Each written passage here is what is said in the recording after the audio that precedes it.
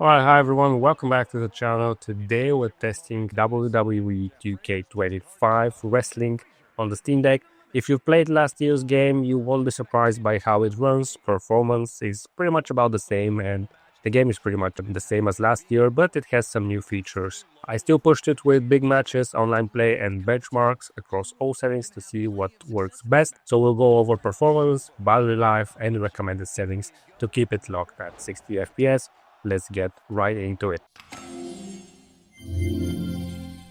Now, if you're new to the WWE 2K series, this is the go-to wrestling game where you can play as your favorite superstars, create dream matches, and even book your own shows. Now, this year, the Bloodline Dynasty Showcase takes center stage, focusing on Roman Reigns' dominance and other familiar modes like Universe, My GM, My Faction Return. And while the core gameplay has some refinements, it's not a huge leap from last year's game.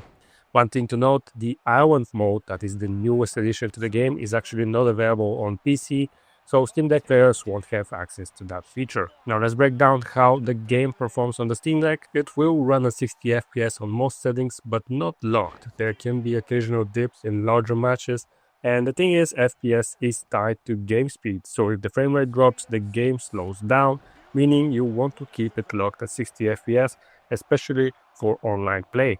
Now in 1v1 matches, performance is solid with almost no issues across the board, but in 6 to 8 main matches you might see minor slowdowns, but nothing that really ruins the experience.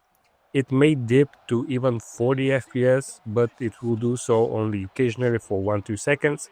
I did do a benchmark, which I'm showing right now on the screen. So I benchmarked the lowest all the way from the lowest to the highest settings, and on the highest settings the FPS is pretty much around the 50 FPS mark all the time, but the game still runs somewhat fine. Now, after benchmarking across all settings, I found that the best balance is setting this to standard textures, low shadows, and everything else on default or low. Now for battery life, you can expect around 2 hours and 30 minutes on a full charge on the Steam Deck OLED, and about an hour and 30 minutes on the LCD. Now the game features FSR upscaling, but it still uses FSR 1 for some reason, and it doesn't really do a good job at improving anything.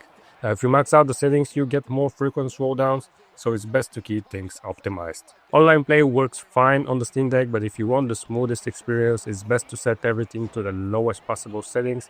Any FPS drops during a match can throw off your timing, so keeping it simple is the way to go. By the way, did you know that only 3.2% of you watching are subscribed?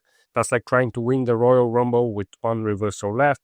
Not a good plan. If you enjoy Steam Deck game tests, hit subscribe and help the channel grow. So how does the game hold up on Steam Deck? It's about what you would expect. The game runs just like last year's version, staying at 60 FPS with only minor slowdowns in bigger matches. Online play works fine, and as long as you keep settings optimized, it's a solid handheld experience. If you already have WWE 2K24 and you are hoping for a big leap in performance or gameplay changes, you probably won't notice much difference, but if you're a fan of the series and want to play the latest version on the go, it runs well enough to be worth considering. Now thanks for watching. If this video helped you out, drop a like and subscribe for more Steam Deck content.